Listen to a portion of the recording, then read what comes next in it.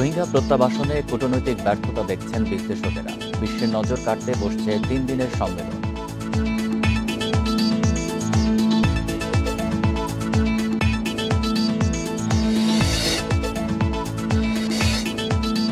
জুলাই সনদ দ্রুত বাস্তবায়নের দাবি এনসিপি। সংবিধানের ওপরে রাখা হলে খারাপ নজির হবে মন্তব্য সালাউদ্দিন।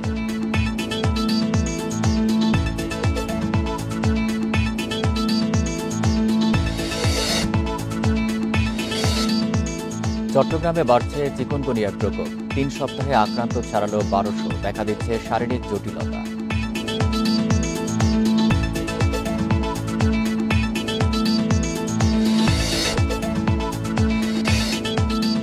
বিশ্ববাজারে নিত্যপণ্যের দাম কমলেও দেশে প্রভাব নেই। ব্যবস্থাপনা নীতিমালা থাকলেও কার্যকারিতা নেই।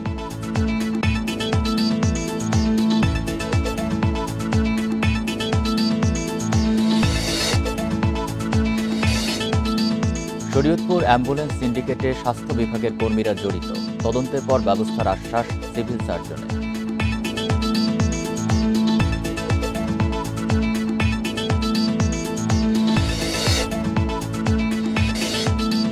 ইউক্রেনকে ছাড়তে হবে ডনবাস, বাদ দিতে হবে ন্যাটোতে যোগদানের ইচ্ছাও। যুদ্ধ বন্ধে পুতিনের 4 শর্ত।